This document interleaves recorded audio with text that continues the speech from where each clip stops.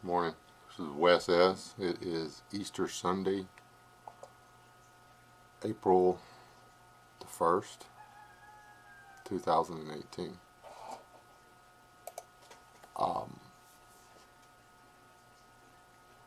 We're going to talk about the Passover and Easter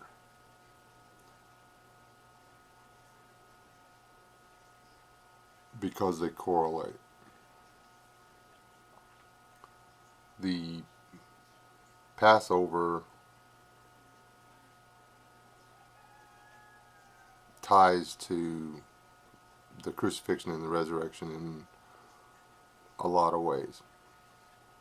But there's basic truths that come out of both that we as Christians, followers of Yah, whatever you want to tag yourself as, need to be aware of. I mean, it's the basics are what you start with, and then you build from.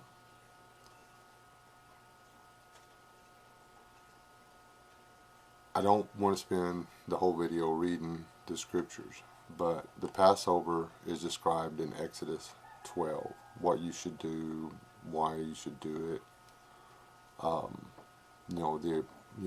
What they had to do to get ready to survive the first Passover, which was when God sent the spirit of death, or the angel of death, to kill the firstborn of everything in Egypt.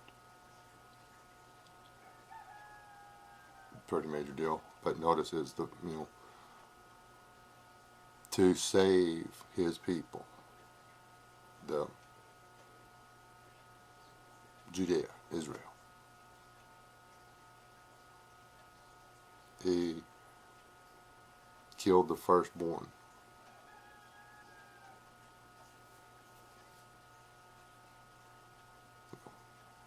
Didn't have to go that way, but it did go that way because of the hardness of non-believers' hearts.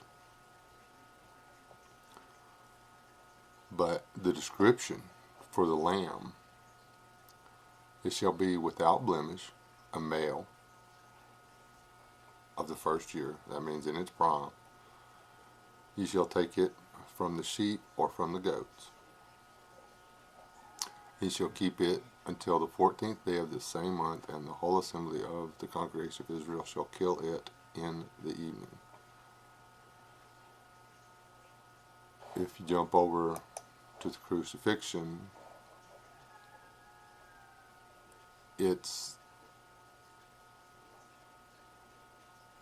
he was captured, kept, tortured, and then finally crucified. And he gave up the ghost towards the evening.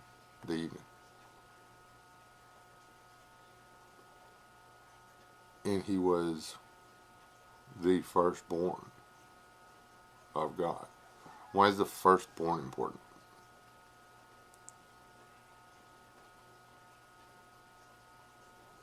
The entire Old Testament is still relevant, but it is the explanation of our promise, or of God's promise to us, that we can live forever.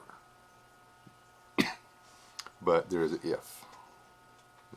There's always, it's the biggest word on the planet.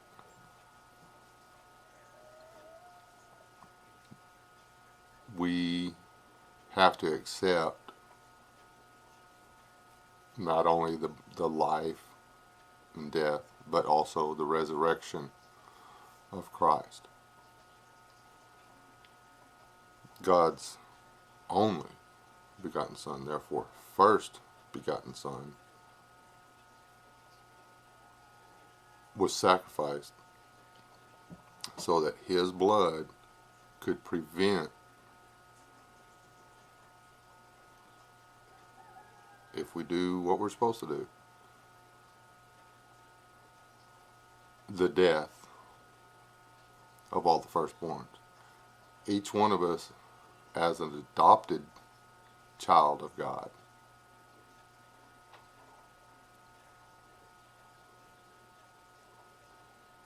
is representative are represented by being the firstborn. I mean, each time we're born again, we become an adopted son, which adopted is actually better than biological.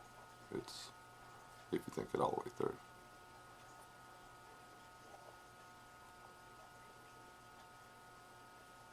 Sometimes we get upset that Christ had to, or I do. I get upset that Christ had to go through what he had to go through for my salvation.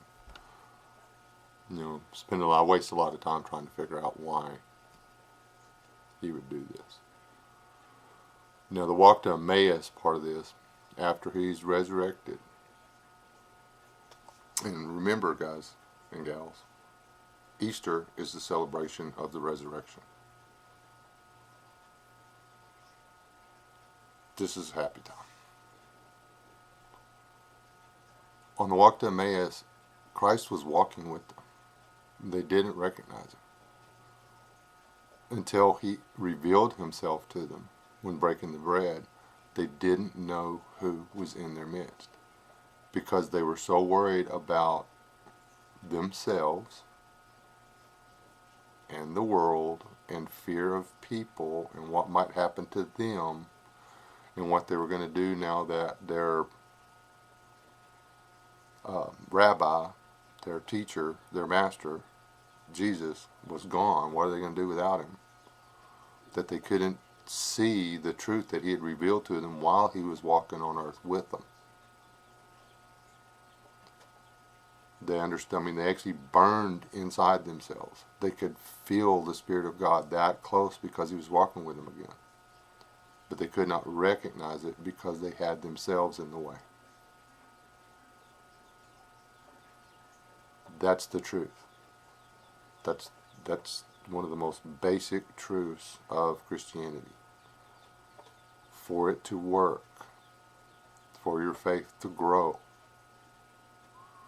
you have to take yourself out of the way. You have to take your fears out of the way. You have to take your apprehensions out of the way. You have to take your doubts out of the way. And you have to recognize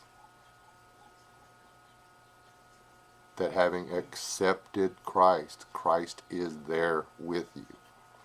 Christ is guiding you. Christ is protecting you. Because you chose to walk with him. Therefore, he chooses to walk with you. And that's fact. Once saved, always saved means, brothers and sisters, that Christ promises never to turn his back on you, never to walk away from you. If, there's that word again, if you've truly accepted him, if you're truly trying yourself, and this is just you. Now, I'm not talking about worrying about what other people are doing. This is me. I've constantly got to get my doubts out of the way, my fears out of the way, my apprehensions, my anything that comes between me and expanding my faith in the Lord Christ. I've got to get it out of the way. And then when I realize that every time I break bread with Christ, Christ is with me, then my faith will expand. My walk will draw closer. I will become less of me and more of him. Our greatest hope in Christianity is not that we become better people. That's a mistake. If that's what you're looking for, then you're looking for the wrong thing. Our greatest hope as Christians, followers of Yah through his Son, whatever you want to call yourself, is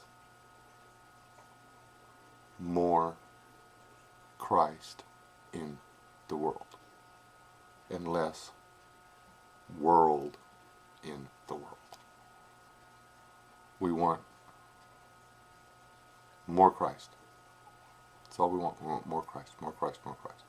We want His truth, His good news to become the meaning for everybody's life.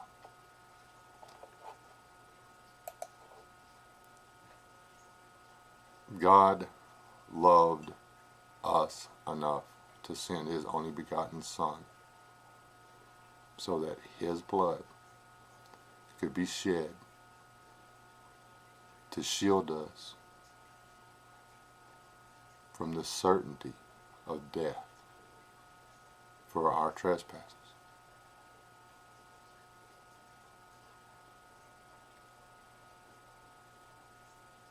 Jesus was resurrected to defeat the permanent death of our souls.